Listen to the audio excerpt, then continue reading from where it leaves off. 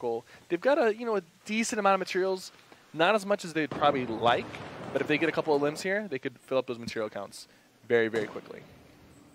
You see King Richard making his way down with his duo partner, and in a kill feed, we saw High Distortion take down Bobby Bojangles. 61 meters with a rifle. And that was a straight up elimination. That wasn't a knock. Now Clarify here and Science. They're trying to make this rotation. I feel like the position they're going from now is pretty safe. Sniper as well. You got the heavy sniper. You're seeing more use of the sniper, I feel like, in these modes, and people are realizing that they are more valuable because you can catch people slipping. And now look at this. They're looking like they're going to make this safe rotation. You do have people all around them, but if they approach this correctly, nope, just kidding. Another snipe shot coming from the west. You really don't see this many snipers. Yeah, this is probably more the scoreboard right there at the top. These currently with the most eliminations. Now keep in mind this is outside of people that are eliminated. So right now we got a lot of teams here with 72 people, 73 people still alive. That is a lot of people. We got another minute before this storm overtakes this area and we get a new safe zone. So now I'm assuming we're going to see things slow down a little bit, Cypher. You know, a lot of these players have already kind of established their ground. They've fortified. Got another minute waiting to see someone else make a move, maybe someone make a mistake. I think Tempo might have just knocked down High Distortion, if I read that correctly. Hesse here losing his teammate to Geomach. But having so much loot right here, he's going to be stacked out on brick and wood, and he has a good amount of shields and extra shields. Here's Tempo and Geomach. Near Tomato Temple, still 70 players. DMO eliminated Monster from 80 meters with a rifle, so that duo is now down. And keep in mind, this is still just game one, right? We almost say like a warm-up game, so it's okay. They always tend, the first game is always the slowest, and the last game is always the most crazy. Yeah. Now they're just trying to gather some information, trying to see what there is to see. Look at how many players are here built up, 2x2s, even some as far as like Ashton and Jack. You can see they just took over that whole house. Is now theirs. And they're being very smart about it because they're actually they're building to replace the house, but like I said before, you get more materials out of replacing a wall than just keeping it there. So you're using materials to fortify your base that you're currently in, but taking down that wall is going to get you like 14, 16 materials, and then you spend 10. So you're still gaining slowly while also fortifying and having walls that belong to you that you can edit and look through. Now we get the new safe zone, Cypher. It's down south. A lot of people have to make rotations. Mista and Ghoul are just out. They're like, time to rotate. You'll notice a lot of really good players, especially like Ghost Ghoul, they like to make the early rotation so they don't get caught with the storm. They don't want to risk that.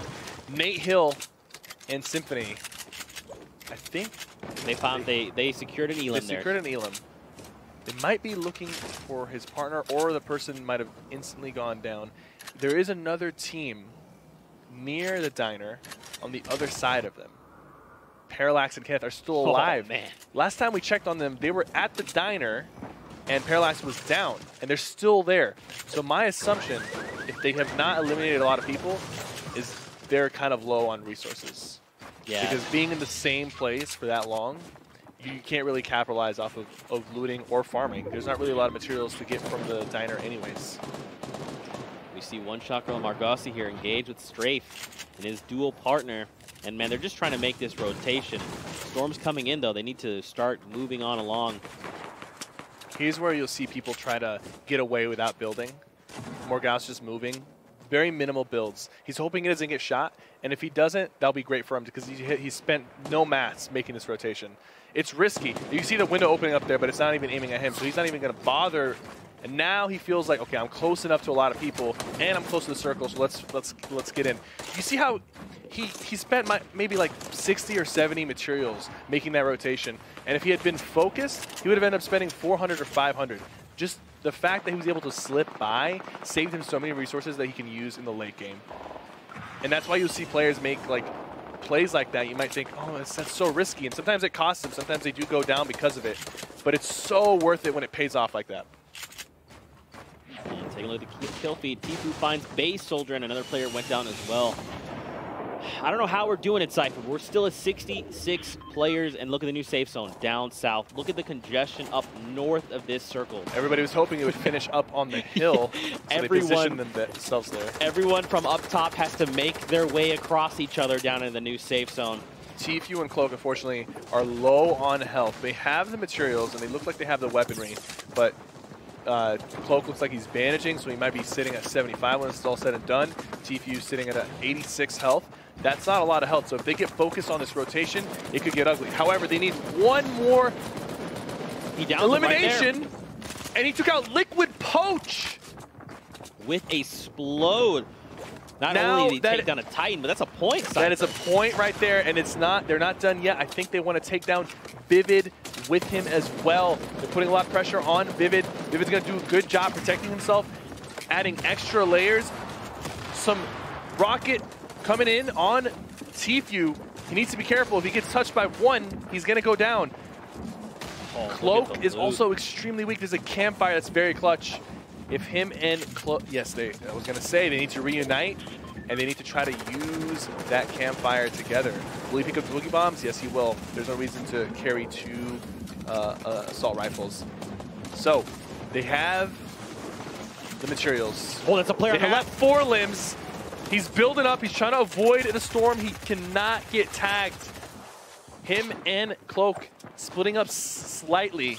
Cloak a little bit more weak. He's Hysteria. He takes out Hysteria before going down. They need one more limb. Cloak is down to 2 health remaining. He's rotating out, still alive somehow. And he goes down to the storm. He goes down to the storm. TFUE is in a good position. If he can make it into the circle, he has enough mats. He just needs to secure one more elim to potentially get a second point. It's looking pretty grim right now, and they're going to go down, but without any second point. At least they got 5 limbs, though. That was pretty good to secure that in the late game. Unfortunately, not having extra minis kind of cost them there. They were too weak to make that rotation. They had the resources, but they got focused too much. It was really clutch on Cloak to realize that he was low health and go and take out Hysteria before going down. Sometimes you got to make that play. Sometimes you got to understand, okay, this is too hard of a rotation to make. Let me try to get something on the board before going out. Yeah. You saw they split up as well, so he was like, hey, you take high ground, I'm just going to try and make something happen. It's Hysteria. They got him. Keep going, man. Now we're down to 41 players. We're moving Parallax east. Goes down to the storm and then gets eliminated by Dusty. And you gotta recognize when somebody goes down to the storm, if they bleed out, no one gets the elimination for that. But if you take them out, even after they get down, you'll get that extra point. So you gotta be aware of your surrounding. Excels and Savage. Oh, gets hit really hard by that pump. Oh, he's just got to bail on his teammate. Storm is closing in fast. They need to rotate into the circle. He has about 600 materials left. He's going to start using the grappler to save the material count, so he doesn't have to spend too much to make this rotation. He might even be overbuilding right here because no one's really shooting at him, and he's using a lot of his resources without getting pressured. Guys, you gotta go. What are you doing? Oh no! Oh, they got caught up in the storm. And I believe I saw on the kill feed earlier, Nate Hill went down to Envy, Lenane, and Skatch. I believe Skatch got the knock and Lenane got the secure. We're down to still 30 still people. A lot of people alive. I think some of these guys need to realize that the elimination incentive is what's going to win you this tournament.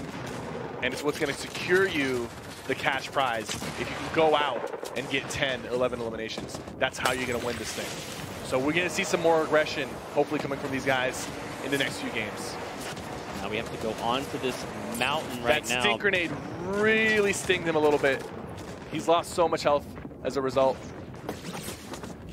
He's down to his last 30 health. 300 wood left. He's got a campfire. He's got some minis. He just needs to get to the circle and try to make it out with his partner. Ghost, Weefo, and Colton holding the high ground. They have enough materials to secure it. This is going to be the final circle, so they just need to layer with what they have and maybe go for the heal off and send one person down to get some more limbs. Sketch and Envy Lane, they survived. The storm was on their back. They've got 2 medkits. So they'll be able to get healthy if they don't get focused here. Gotta wonder, are they going to probably save one of those for a potential heal off? I think they're both too weak. I think they both have to use it. Yeah. It would be smart, but it's also a risky play. It's a risk-reward type of situation. Oh, Colton knocks Envy Lanane with a rifle. Someone just used a shockwave and fell into the storm. And now they're trying to run back into the circle, but they might go down. And yes, they did. A couple people went down to the storm. Triz takes down Animal. Colton finds an elimination there on Envy Lanane. Tempo takes down Triz and shotguns someone else and finally secures Triz as well. There's a lot going down. 72 hours. And Liquid Chat still alive. 0 limits for both, but these guys play for the late game. They always do. They're very consistent at making it to the end. Weefo and Colton trying to keep the high ground. They're being pressured and challenged, but J-Mock goes down, challenging them. J-Mock will bleed out here shortly. I don't think Tempo's gonna be able to save him.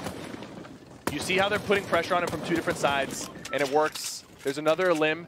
That is 5 elims for Weefo and Colton. They need 1 more to secure a second point. Everyone alive right now has secured a point at least for being in the top 5. So you got to feel good about that.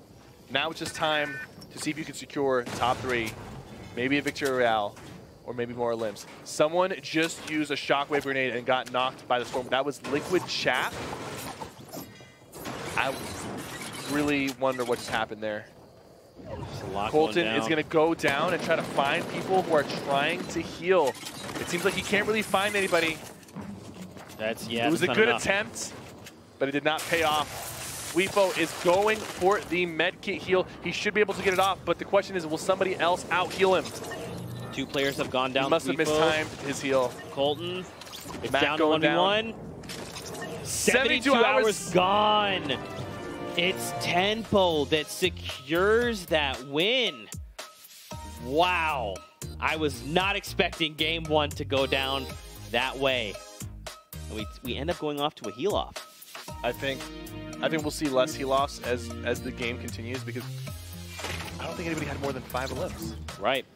And that means that there's a team that's currently leading the elims with maybe 5 or 6 elims at most. And people are going to realize that, hey, we can get $25,000 if we just get, 6 elims, 7 elims. Let's go put it on the board and put some pressure so that people go for that. Since the bar was low for the elims, more people will probably go for it in the second game and third game. So okay, yeah, because I mean, in game 1 of Europe, we saw Tixi and Kinstar drop 11 eliminations out in game 1, and we see half of that here at Max in game 1 of North America. That might have actually discouraged some people from even attempting to go for it, considering 11 might have seemed like a high number for them. But since this one's starting off slow and the elim count is lower, more people might see it as an achievable thing. Like, hey, we only need 6 to get 25,000 or 7. Let's go for it. Let's try to secure that. So I think game 2, you'll see more people attempting that, and it will just snowball, and hopefully they'll keep pushing it higher and higher, and we'll see some crazy plays coming in. I hope so. Let's take a look at the highlights coming out of match number 1 from the North American scene. Tempo, though, secures it all, and I mean, this is how we started the game, was Nick Merckx versus Aiden rematch. I'm so surprised they were there. Yeah, that was not Nick/Aiden Towers, so I'm not sure what was going on there, but they met up on the floating island. Phase replays. Replay's nearly making it out. Oh, so he made just one. You talked about him, and he hesitated for 1 brief second, and that was all it took. TFUE and Cloaksy as well. Taking out Poach. That was a huge find. Huge find there. And man. Nate Hill going down to Excel's. Tempo winning the game. Even though J-Mock went down, he went down late game, but Tempo found a place to be and healed. Did what he had to do. He did what he had to do here in game number 1. Don't forget, we have 5 more games heading your way after this. We are gearing up all of our players. They're boarding the battle bus. They're just taking their sweet time, but we'll have more of that action heading your way as soon as we can. With that, man, this is a very slow start to the day. I'm a little disappointed, just a tiny bit. Not a lot, just like a little bit. Like, I wanted to see Europe was like, hey, 11 Yeah. elims? Sure. And then North America was like, 6 elims? Maybe? Oh yeah, they definitely started slow, and it's like a different type of Fortnite culture, like I was talking about earlier. Yeah. The NA guys, they like to get the elims in the late game. It's like their meta, and of course the EU guys do that as well, but they also do try to secure a few prior to that. We saw a few teams in the first game of the EU get 4 elims, 3 elims going to the late game, and that was a consistent thing. We were looking at the late game here, and the most was 2 elims before the last few circles happened. And I think at the end, I don't even think anybody got 6 elims. I don't think anybody did. So whoever got the Victory Royale is going to be leading with 3 points, and then maybe there's another team with 2 points. But I think every other team had 4 elims or 5 elims or less, and you need 6 to get 2. Yeah. So turn it up, guys. Go for those elims. I promise you it's the way you're going to win the game, because the people who won and placed in the top 5 in the EU event were slaying out, and they were getting those consistent points, 4 elims, 5 elims, placing top 5 with 4 or 5 elims. That's how you do it. Yep. And placing the top 5 in the more EU quad event, crashers. We need to see more quad crashers just across the board. We actually didn't see a lot of the quad launcher. We saw 1 duo had it at the start of the game, which is pretty surprising because, I mean, North America does favor that as far as, like, during scrims, and that's kind of the meta as well. Yeah. So I'm kind of curious to see if we'll see more of that. We actually didn't even see a lot of, like, Rift to goes, which is really surprising because I feel like EU we saw a lot of more of them. snipers. Yes, a lot of teams we had did. the sniper rifle. I think people are noticing how effective it can be in these games. And there's some very accurate people out there, and I feel like they always prefer to have an SMG over the sniper.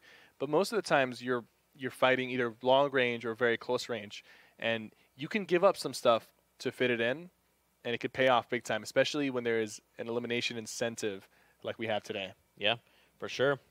And don't forget, this is just the first game. This is just the feeler out, okay?